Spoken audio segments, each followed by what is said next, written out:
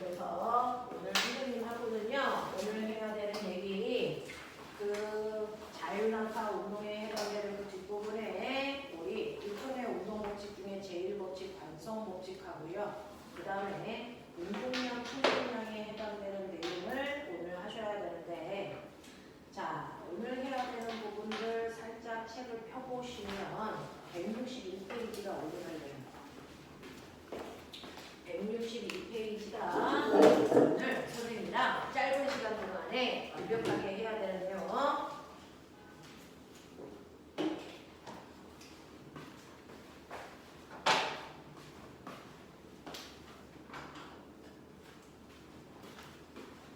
자,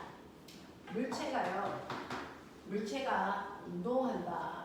자, 어떤 물체가 운동하는데 그 물체가 운동해야만 생기는 물리량이 있어. 가만히 있으면 없는데 움직이기 시작하면 생기는 값들이 있어.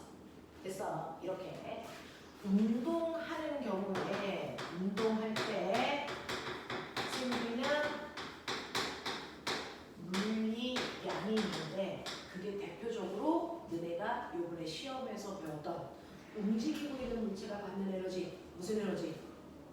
운동 에너지처럼 움직이고 있는 물체가 있어. 자, 오른쪽으로 2kg짜리 물체가 오른쪽으로 2의 빠르기로 가고 있어요. 이렇게 어떤 가라는 물체가 움직여야만 생기는 물리량 중에 대표적인 게 뭐냐면 운동 상태를 그대로 유지하려는 뭐가 있냐면 운동량이라는 게 있단 말이야.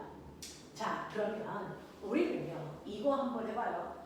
어떤 물질은요, 처음에 운동 상태가 있는데 시간이 지나 나중이 될 때 처음에 운동 상태와 나중에 운동 상태가 반드시 같을까, 반드시 다를까, 아니면 때에 따라 다를까? 때에 따라 다르겠죠. 그죠? 어떤 애가 오른쪽으로 2의 빠르기로 가고 있는데 시간이 지나도 오른쪽으로 2의 빠르기로 그대로 가고 있어. 자, 얘는 변한 게 있니 없니? 아무것도 없어. 그죠? 방향도 안 바뀌고 빠르기도 안 바뀌었어요. 아무것도 변하지 않고 그대로 처음의 상태를 그대로 유지하고 있죠. 왜 그럴까요? 왜 안 바뀌었을까요? 응? 그렇죠. 얘는 운동하고 있는 동안 어떠한 힘도 받지 않았기 때문에 물체의 운동 상태의 변화가 있을 수 없다라는 거야. 됐어? 이렇게 물체가 운동하는 동안 어떠한 힘도 받지 않으면 물체가 가지고 있는 처음의 운동 상태가 그대로 나중에 운동 상태로 그대로 유지된다라는 거야. 절대 변할 수 없어. 힘을 받지 않으면 처음의 운동 상태를 그대로 유지하려는 고집이 생겨요. 이 고집을 우리는 멋진 말로 뭐라 그럴까요? 이걸 멋진 말로 처음의 상태를 그대로 유지하려는 고집. 이걸 과학에서 뭐라고 그래? 관성. 그래서 자, 물체는요, 한번 물체에 어떤 운동 상태가 있으면 그 운동 상태는 변할 수도 있고 안 변할 수도 있는데 어떤 힘도 받지 않으면 처음에 운동 상태가 절대로 변하지 않고 나중까지 그대로 유지하려는 고집이 생기는데 이걸 우리는 관성이라고 하더라 라는 겁니다. 그래서 이렇게 관성이라고 하는 상태는 물체가 운동하는 동안 어떤 힘, force, 어떤 힘도 받지 않아서 어떤 변화도 생기지 않을 때 나타나는 현상, 이걸 관성이라고 해. 그러면 그 중에서 처음에 물체는 두 가지죠. 처음에 물체가 움직이지 않는 정지 상태였어. 정지하고 있는 물체가 있는데 얘한테 힘을 안 줘. 여기에 2kg짜리 물체가 가만히 있는데 내가 힘을 안 줘. 그러면 시간이 10시간이 지나도 100시간이 지나도 이 물체는 이 위치에 그대로 정지한 상태를 유지하겠지. 이렇게 처음에 정지해 있던 물체가 시간이 지나도 정지한 상태를 유지하려는 관성을 우리는 뭐라고 한다? 이걸 정지 관성이라고 한다. 처음에 정지되어 있었어야 돼. 정지되어 있던 물체가 그대로 정지한 상태를 유지하려는 관성은 그중 정지관성이라고 해. 예를 들어 버스가 이렇게 있어. 그 버스에 사람이 이렇게 있었더니 이 사람은 처음에 타서 가만히 있었으니까 정지관성이 있었겠지? 근데 버스가 갑자기 오른쪽으로 급출발해서 가. 그럼 네 몸 어떻게 되니? 네 몸 어떻게 되니? 버스가 갑자기 출발하면 어디로 쏠리니? 어디로 쏠려? 뒤로 쏠리죠. 됐어? 이렇게 몸이 버스가 갑자기 출발하면 힘을 받은 버스에 붙어있는 의자는 앞으로 가려고 하는데 네 몸은 직접 힘을 받지 않았으니까 원래 위치에 그대로 있으려는 고집 때문에 몸이 뒤로 쏠려요. 이게 정지관성 때문에 나타나는 현상이야. 되겠어? 버스에 탄 사람뿐만 아니라 버스에 있는 손잡이도 직접 힘을 받지 않았으니까 뒤로 쏠리는 현상, 이게 정지관성 때문에 나타나. 그러면 이렇게 물이 들어있는 비커를 수레 위에 올려놓고 갑자기 물컵을 내가 앞쪽으로 확 잡아당기면 물이 네 몸처럼 쏠리겠죠. 어디로? 뒤로 쏠리는 거야. 이렇게 쏠리는 현상이 생기더라고요. 이게 다 정지관성 때문에 나타나는 거야. 또 이런 식으로요, 컵 위에다가 종이를 놓고 아주 무거운 500원짜리 동전을 놨어. 그래 놓고요, 내가 종이를 엄청나게 빠른 속도로 종이만 힘을 줘서 확 빼.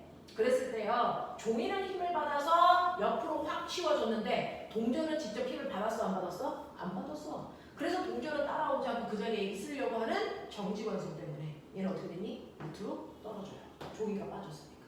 됐어. 이게 정지관성 때문에 나타나는 현상이야. 되겠니? 자, 이런 식으로요.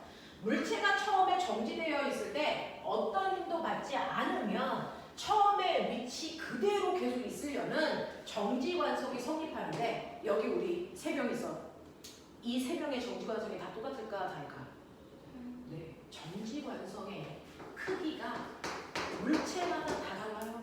그러면 정지관성의 크기를 측정해서 나타낸 값을 우리는 뭐라고 할까? 정지관성의 크기를 측정해서 나타낸 값을 우리 뭐라고 할까? 우리 셋 중에 누구의 정지관성이 커? 그거. 이 정지관성의 크기를 측정해서 나타낸 값을 질량이라고 해. 그러니까 너네들의 질량을 비교했을 때 누구의 질량이 크냐에 따라 정지관성의 크기가 돼서 정해지는 거죠. 그래서 중학교 1학년 때요. 질량이라는 건 장소에 따라 변하지 않는 물질의 고유한 값이야. 왜? 얘는 중력의 크기가 아니고 관성의 크기니까 절대 안 바뀌어. 우주에 가도 질량은 변하지 않아. 되겠어? 자, 그래서 질량이라는 건 정지관성의 크기를 측정해서 나타낸 값이니까 똑같이 미끄러운 얼음판 위에 강호동 아저씨 앉아있어 100kg, 유치원생 아이 앉아있어 20kg. 자, 그러면 강호동 아저씨도 유치원생도 가만히 있으려는 정지관성이 있단 말이야. 근데 나는 얘를 움직이게 하려고 힘을 줄 거야. 그랬을 때 움직일 때요, 누구한테 더 큰 힘이 필요하니? 누구한테? A야, B야? A. 왜요? 얘는 정지관성이 크기 때문에 버티는 힘이 크단 말이야. 그러니까 얘를 움직이려면 유치원생한테 준 힘이 F라면 강호동 아저씨한테 주는 힘은 5배 큰 힘을 줘야 겨우 움직일 수 있다고요. 알겠어? 이런 식으로요. 한번 멈춰있는 물체는 외부로부터 어떤 힘도 받지 않으면 그대로 있으려는 정지관성이 질량의 크기로 나타난다. 그러다가 얘를 움직이게 하려면 그만큼의 힘을 줘야만 움직일 수 있다는 얘기야. 알겠어? 이런 것들을 우리가 정지관성이라고 하는데, 그러면 맨 처음에 멈춰있던 애들을 계속 그 자리에 멈춰있으려는 정지관성이 성립한다면 움직이는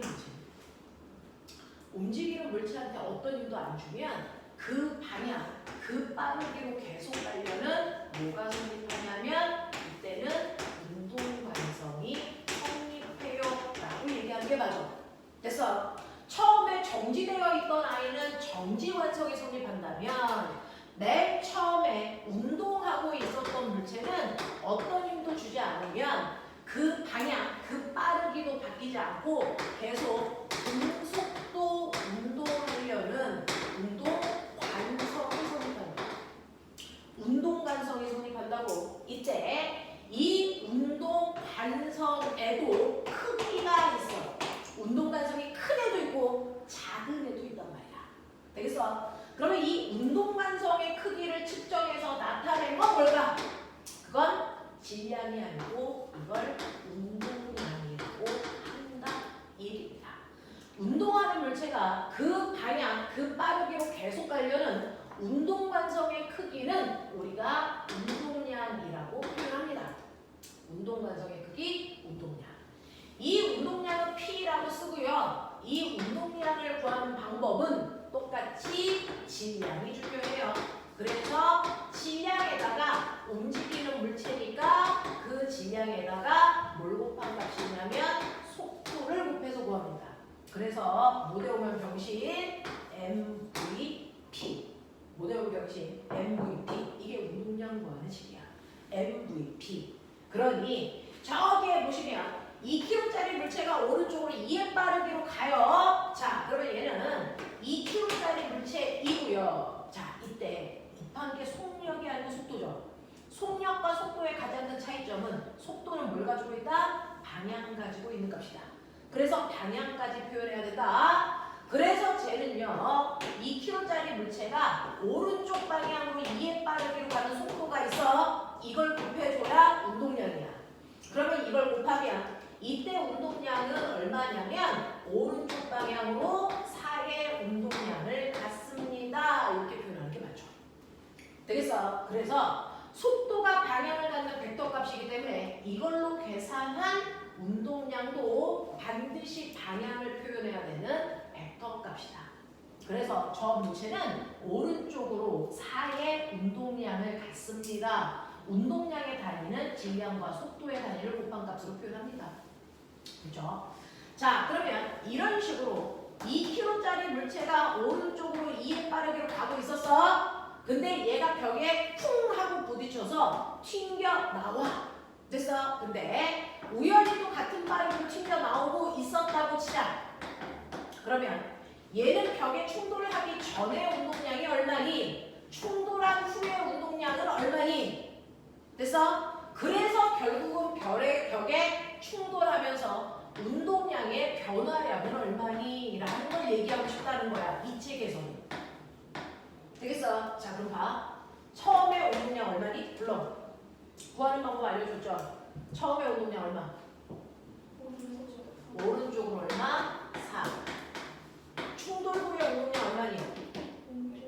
왼쪽으로 4죠. 근데 우리는 변화량을 구할 때 방향에 있는 값은 방향까지 계산해야 되잖아. 근데 서로 반대 방향이니까 둘 중에 하나는 무슨 방향? 플러스. 하나는 마이너스로 놓고 방향 계산해야 돼. 자, 이때 운동량의 변화량은요. 무조건 나중 운동량에서 처음 운동량을 빼야 변화량을 제대로 구하는 거야. 그러니 얘는 나중 운동량을 왼쪽 방향으로 사고 처음 운동량은 오른쪽 방향으로 산대. 이걸 빼면 변화량은 뭡니까? 왼쪽 방향으로 8이라는 뜻이죠. 맞아. 그래서 이때 운동량의 변화량은 왼쪽 방향으로 8만큼의 운동량이 변했습니다. 계산할 때 플러스와 마이너스로 놓고 계산하지만 답을 쓸 때는 플러스 마이너스 놓고 쓰면 안 돼. 네가 어느 쪽을 플러스로 어느 쪽을 마이너스로 놨는지 채점하는 사람들은 알지 못하니까 다시 방향을 바꿔놓고 써야 돼. 됐어. 그래서 얘는 왼쪽 방향으로 운동량이 8만큼 바뀌었습니다. 라는 거 얘기할 수 있지. 되겠냐? 자, 첫 번째. 자, 정지되어 있는 물체는 정지한 상태를 그대로 유지하려는 정지관성이 성립되고 정지관성의 크기가 곧 질량값이야. 됐어? 자, 그런가 하면 운동하는 물체가 운동 상태를 그대로 유지하려는 걸 운동관성이라고 하고 이 운동관성에도 크기가 있다. 그 운동관성의 크기를 뭐라고 한다고? 운동량. 됐어? 운동량 어떻게 구해? MVP. 되겠어? 네. 자, 이때 운동량을 구할 때 V값이 속도이기 때문에 방향을 갖는 속도이기 때문에 운동량도 방향을 갖는 벡터 값이다. 라고 해서 이때 얘 방향 놓지 않고 계산하면 이상한 일이 발생해요. 운동량이 4였다가 운동량이 4. 이 운동량의 변화량이 없네요? 라고 하는 순간 대학을 안 가는 거죠. 되겠어? 이때 운동량은 오른쪽 방향으로 4였다가 왼쪽 방향으로 4였기 때문에 운동량의 변화량은 왼쪽으로 무려 8만큼 바뀌었습니다. 이 얘기할 수 있어야 돼. 되겠죠? 자, 그래서 운동량의 벡터라는 거를 머릿속에 넣어야 되고요. 그래서 시험에서는 이 운동량이 맨날 문제로 나와. 그래서 운동량의 변화량은요, 나중 운동량에서 처음 운동량을 뺀 값인데, 문제는 자, 우리가 운동량을 구할 수 있었는데요. 운동량을 구하고 나니까 우리는 이제 뭘 할 수 있냐면 운동량의 변화량에 대한 얘기도 할 수 있어요. 자, 근데 운동량의 변화량 너무 길죠? 그래서 이걸 줄여서 우리는 세 글자로 풉니다. 자, 운동량의 변화량을 줄여서 우리 다른 말로 충격량이라고 부릅니다. 이 얘기입니다. 자, 그러니 우리가 아까 운동량의 변화량의 왼쪽 방향으로 8입니다 라고 얘기한 이게 사실은 무슨 값을 얘기한다? 충격량을 얘기한다. 됐어. 이 물체의 충격량이 얼마니? 왼쪽 방향으로 8이에요. 이렇게 얘기하셔야 돼요. 자, 우리는 운동량을 P라고 표현한 것처럼 충격량은요 I라고 표현합니다. I. 되겠어? 자, 이 운동량의 변화량과 똑같기 때문에 충격량 구해라. 그럼 운동량의 변화량 구하시면 돼요. 나중 운동량에서 처음 운동량을 빼시면 된다고. 됐어? 자, 근데 문제는 뭐냐면 이 운동량이요. 오른쪽으로 2kg짜리가 2의 빠르기로 가다가 벽이랑 부딪혀서 튕겨 나올 때 왼쪽 방향으로 2kg짜리가 2의 빠르기로 튕겨 나왔어. 그래서 운동량이 8만큼 바뀐 건 알았어. 왜 바뀐 거야? 그게 궁금했던 거야. 얘가 벽에 쿵 하고 부딪힐 때요. 운동량이 변했대요. 근데 잘 봐. 운동량은요. 질량에다가 속도를 곱하는 건데 사실은 변한 건 물체에 뭐가 바뀐 거니? 뭐가 바뀐 거야? 속도. 빠르기나 방향이 바뀐 거지. 되겠어? 자, 빠르기와 방향을 변화시킬 수 있는 유일한 능력 뭐니? 빠르기와 방향이 바뀌었어. 그건 뭐 때문이야? 무조건 힘 받았기 때문입니다. 됐어? 그러니까 이 공이 벽에 쾅 하고 부딪히는 이 순간에 어떤 일이 발생을 하냐면 벽이 와서 자 공이 와서 벽을 미는 순간 반작용으로 벽도 공을 미는 공한테 힘 준 겁니다. 이 힘이 공의 운동량을 변화시키는 원인이야. 되겠어? 자, 그러면 똑같은 힘을 받는데요. 얘한테 10N이라는 힘을 아주 짧은 1초 동안의 힘을 줬다고 쳐? 그러면 1초 이만큼 바뀌어. 근데 똑같은 크기의 힘을 받는데 1초가 아니고 10초 동안 힘을 받으면 더 많이 바뀌어. 무슨 말인지 알죠? 그래서 운동량이 변한 근간은 이물체가 충돌하는 순간 힘을 받았기 때문인데 단지 힘에 의해서 변화량이 결정되는 게 아니고요. 그 힘을 얼마나 오랜 시간 동안 받았냐에 따라서 결정된다. 그래서 실제로 운동량의 변화량의 충격량은 충돌하는 순간 받은 힘과 시간의 곱만큼이 운동량의 변화량을 결정하는 거야 라고 하는 운동량을 변화시키는 원인에 대해서 설명하는 게 충격량이죠. 되겠어? 모대원 병신 FT 아일랜드 아이돌 이름 FT 아일랜드 맞지? 되겠어? 외워라. FT 아일랜드 이거예요. 자, 그러면 얘가 벽에 부딪힐 때요. 운동량의 변화량이 충격량의 왼쪽 방향으로 8이라고 그랬어 선생님. 근데 얘가 벽에 쿵 하고 처음에 부딪혀서 튕겨 나올 때까지 걸린 시간이 0.1초였어요. 그럼 그 순간 벽으로부터 도대체 얼마 힘을 받았다는 얘기일까요? 0.1초 충돌했으니까 벽으로부터 받은 힘은 얼마? 80. 왼쪽 방향으로 80N의 힘으로 밀렸구나라는 뜻입니다. 여기서 아니야 0.1초 동안 충돌한 게 아니고 1초 동안 충돌했다고 시작. 그러면 이때 운동량의 변화량은 왼쪽 방향으로 8이니까 벽으로부터 받은 힘은 왼쪽 방향으로 얼마? 8N의 힘을 받은 거죠.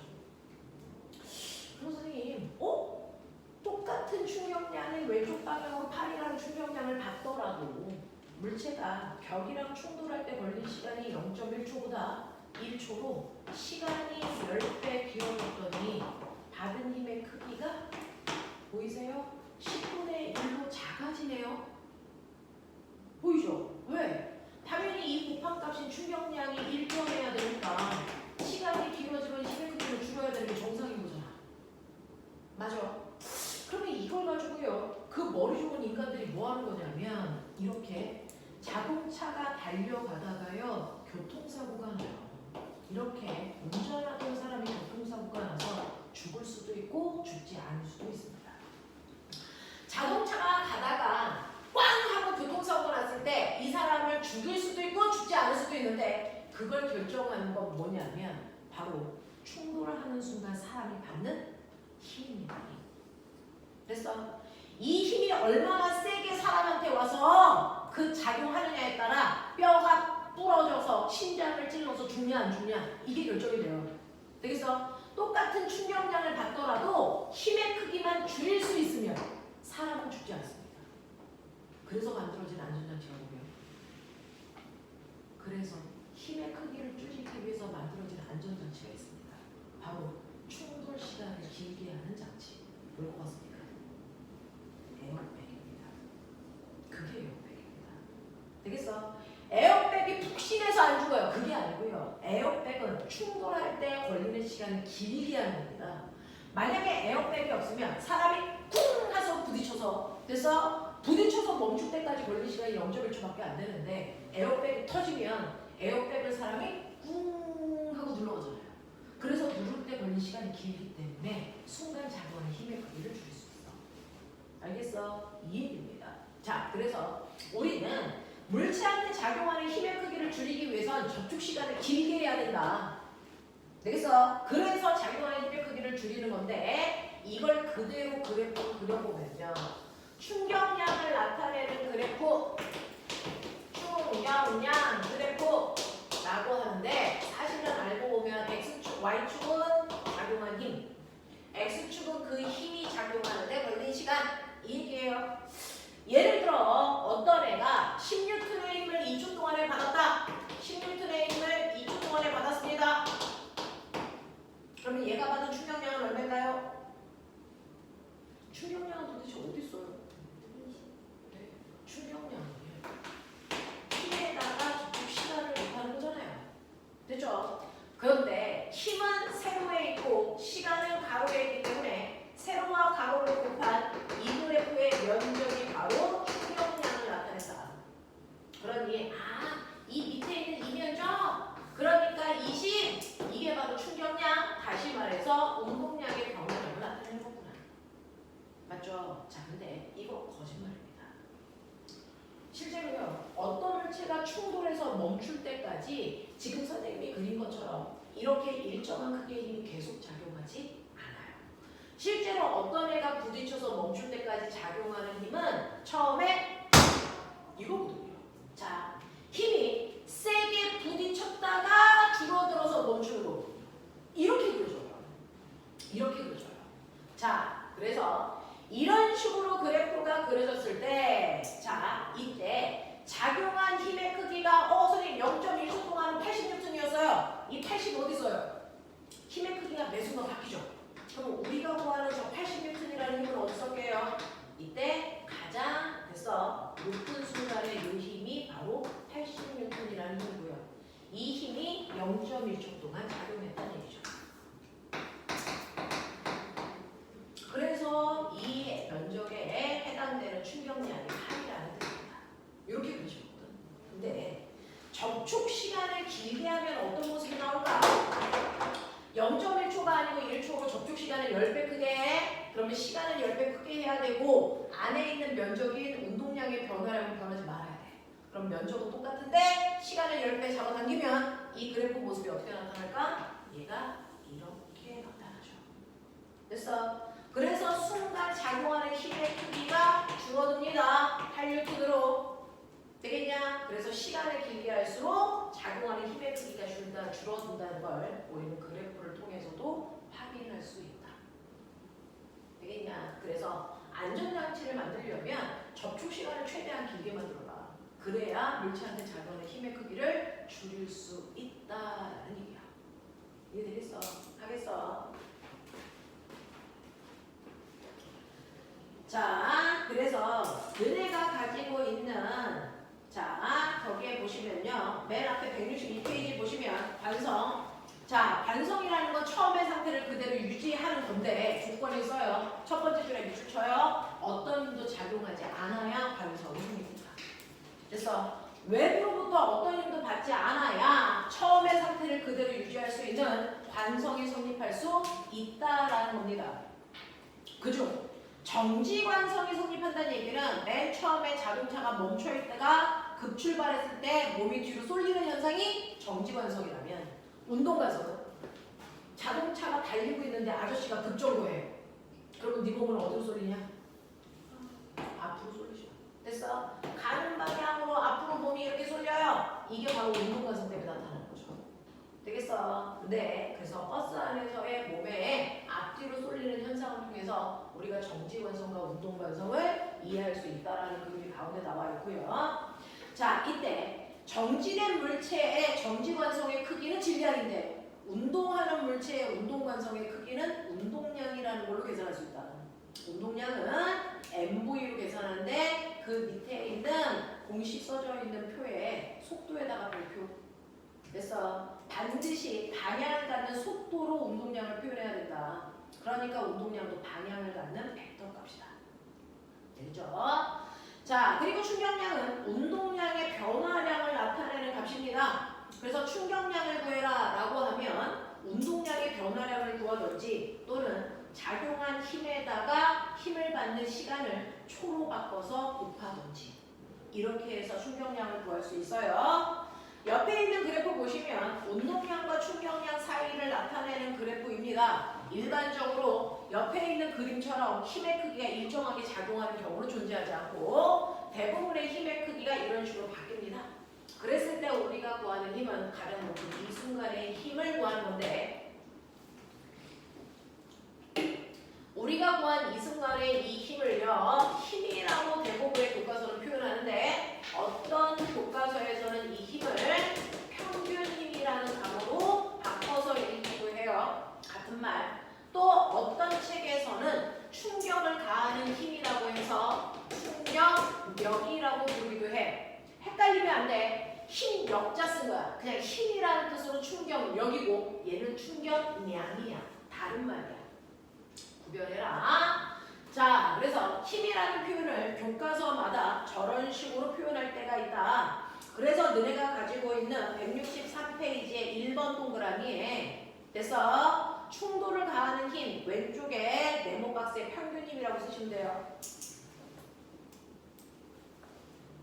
그리고 오른쪽 박스에 충격력이라고 쓰시면 됩니다. 평균 힘을 다른 말로 충격력이라고 하더라. 됐죠? 자, 그 다음에 3번 동그라미 보시면 충돌 시간과 안전. 물체가 같은 충격량을 받더라도 충돌 시간을 길게 하면 되겠습니까? 가로 안에 충돌 시간입니다. 충돌 시간을 길게 하면 받는 힘의 크기를 줄일 수 있어서 훨씬 더 안정적이다 라는 겁니다. 그렇게 하기 위해서 만들어진 게 에어백이에요 라는 얘기입니다. 이해되시겠어요? 네, 넘어가죠. 자, 그래서 이제 물리는요 이론보다 본격적으로 풀어보셔야죠. 여러분이 가지고 있는 165페이지 1번부터 5번까지 해봐.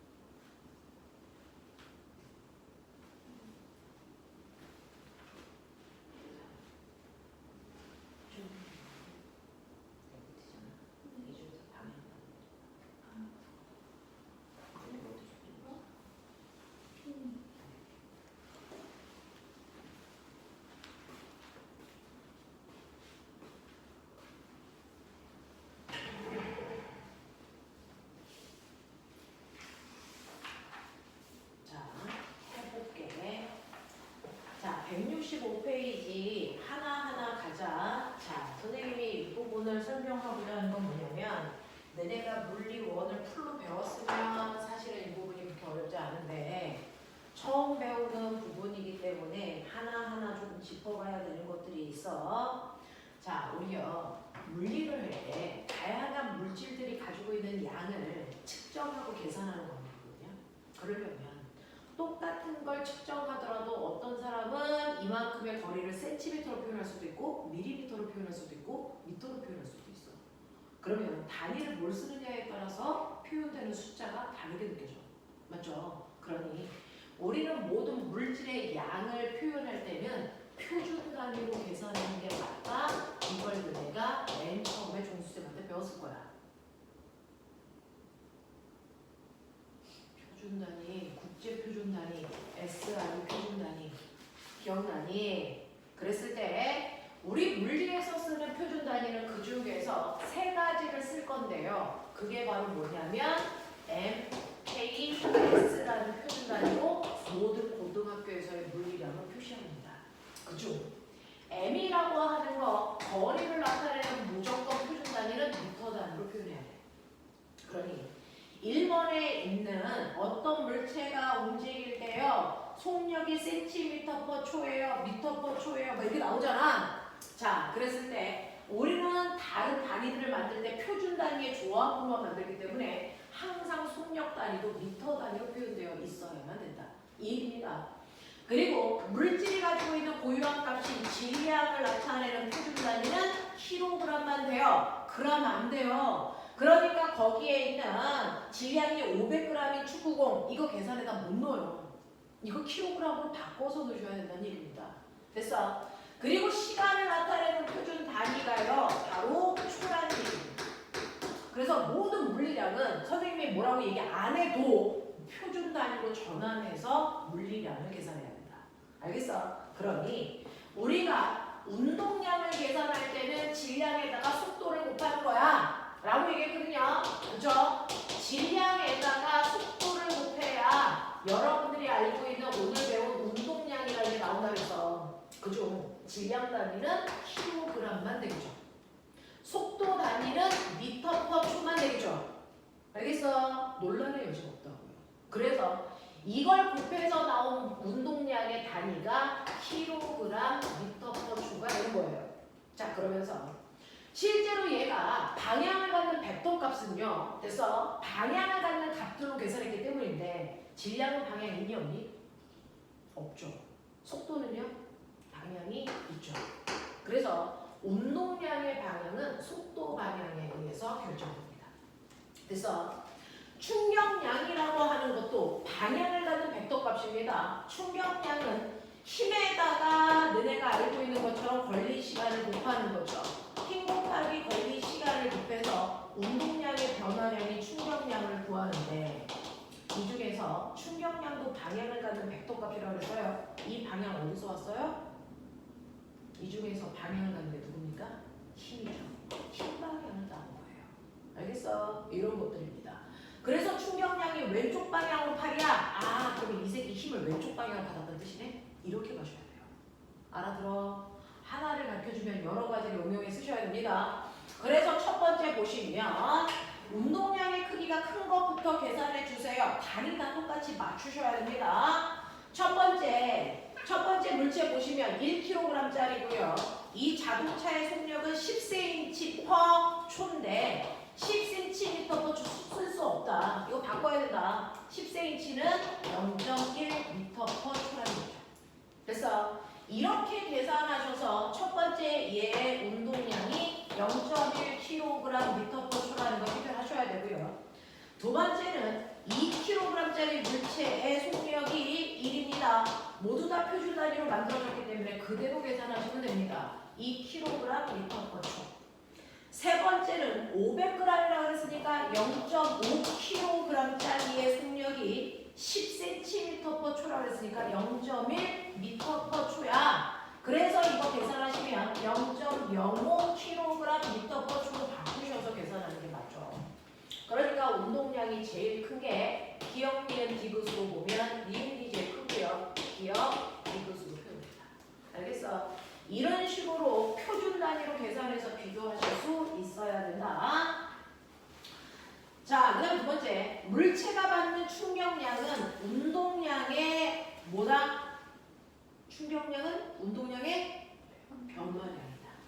됐어.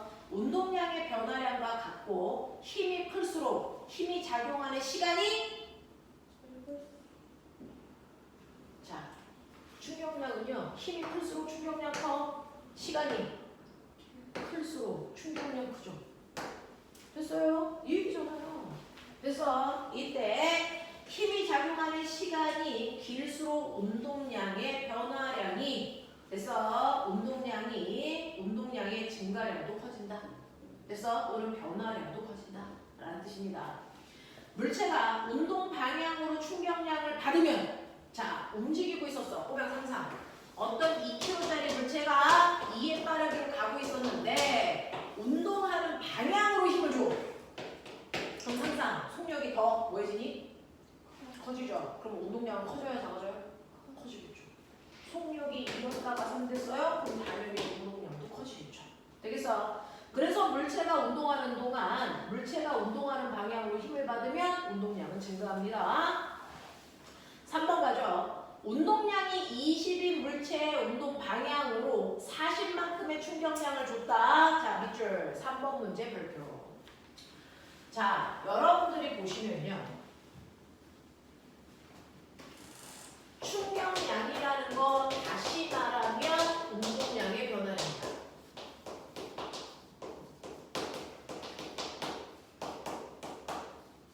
그냥 간단히 기고 쓰면 충격량은 운동량의 변화량이다. 맞아?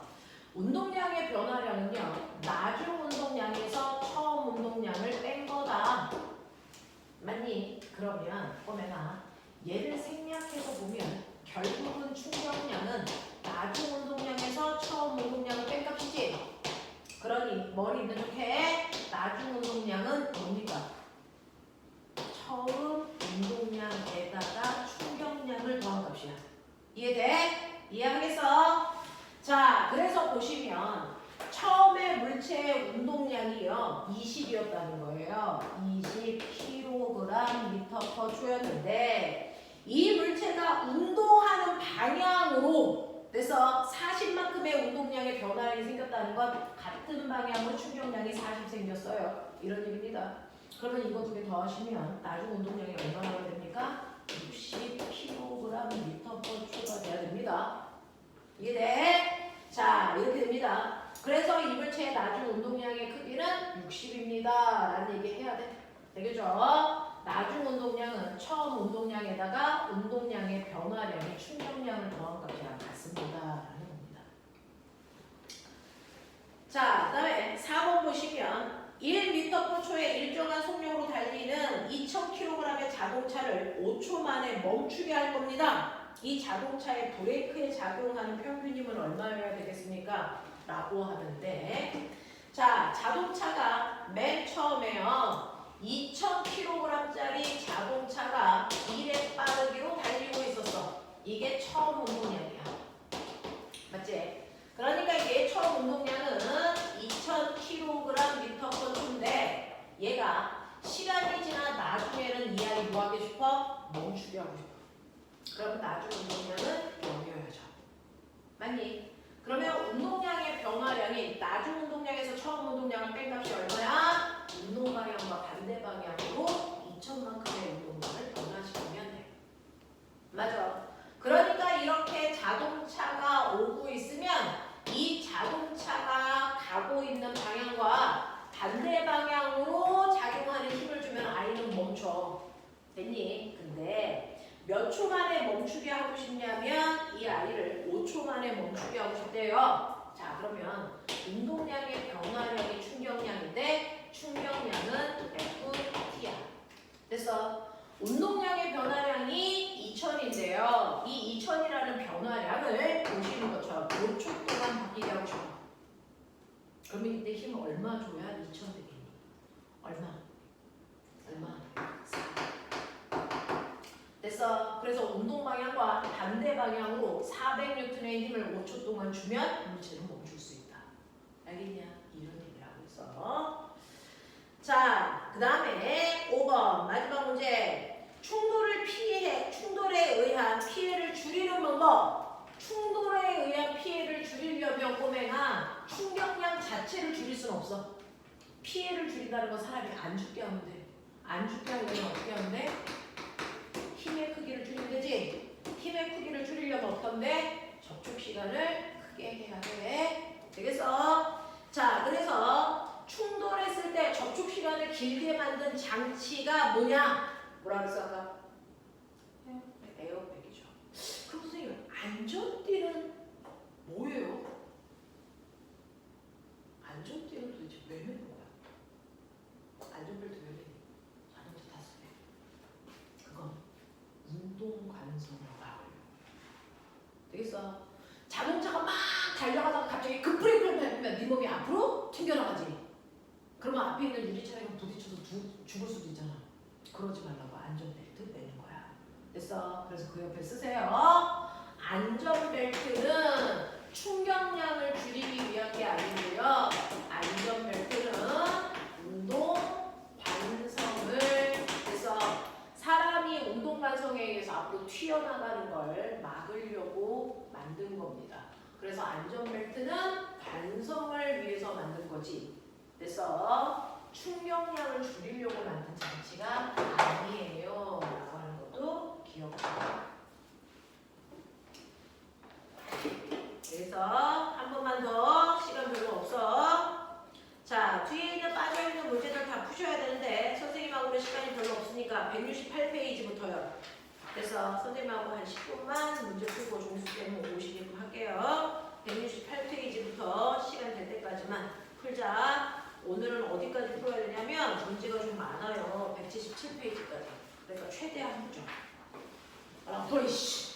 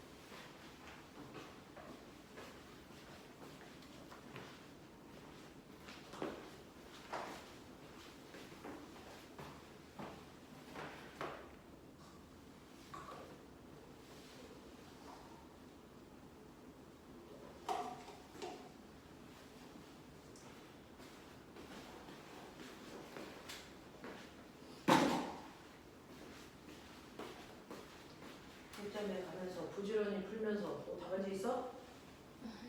잃어버렸어? 있긴 있어?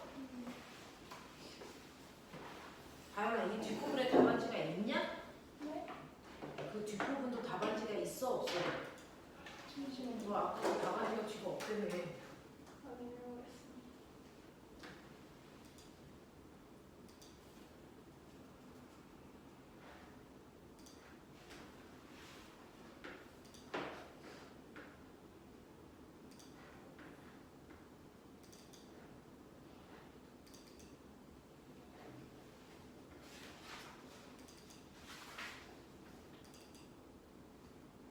있는 것 같아요. 응? 있어요.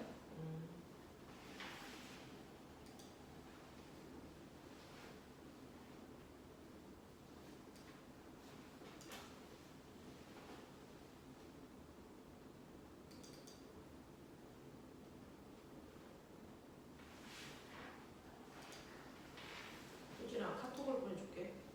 네.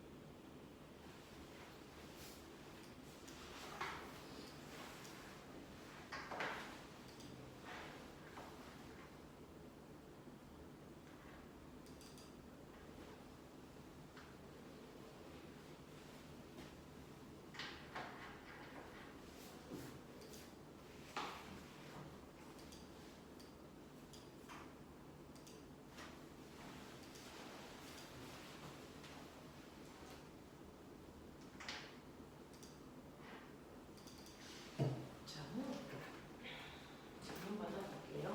큰 데까지 직접 해보세요.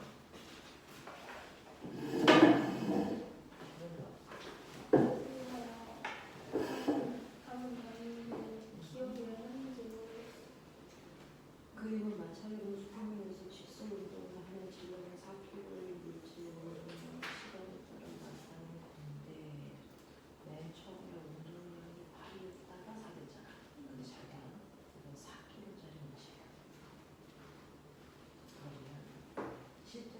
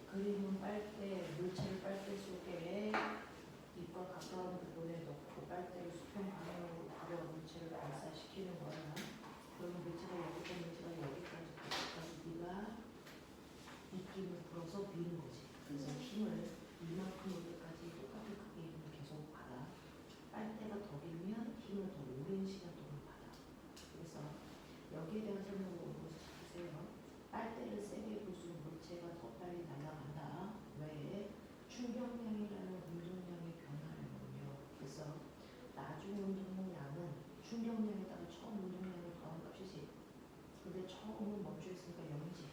그러니까 운동량이 변하는 만큼이 나중 운동량인데 충격량은 FT야.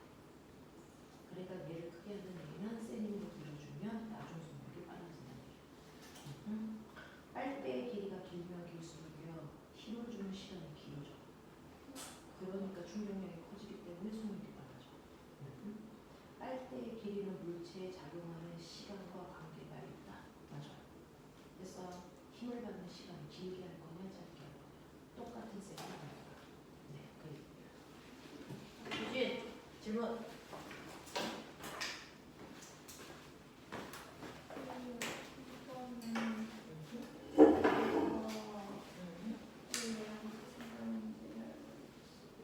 아니 같은 물건이지. 버스가 갑자기 출발할 때 손잡이나 몸치고 쏠리는 건 정지관성 때문이지. 네, 근데 로켓이 가스를 분출하면은 가스를 로켓이 어느 방향으로 분출하니? 아래로.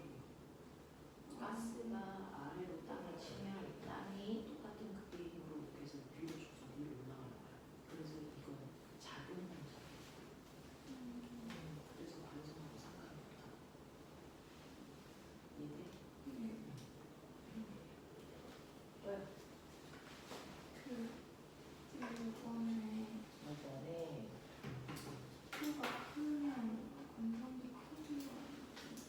자, 물체의 속도가 클수록 반성도 크다. 맞아요. 반성에 대한 설명을 옳지 않은 걸 적으세요. 움직이고 있는 버스의 작용은 알짜임이 0이고 버스의 속도는 변하지 않는다. 당연하죠. 알짜임이 0이면 변하는 게 없어. 버스가 갑자기 출발하는 버스 안의 사람은 정지에 있으려는 관성의 영향을 받는다. 맞지? 네, 그래서 좀 지금 쏠려. 버스 달리는 버스가 갑자기 멈춰 버스 안에 있는 사람은 관성에 의해서 몸이 아플 수 있다. 맞는 거죠? 물체의 질량이 클수록 반성이 크다. 맞는 거죠? 그럼 물체의 속도가 클수록 반성이 크냐? 이거는 조건이 있죠. 질량은 어떤데? 그래서 자, 속도가 클수록이 아니고 운동량이 클수록 반성이 커요. 이렇게 얘기해야죠. 네.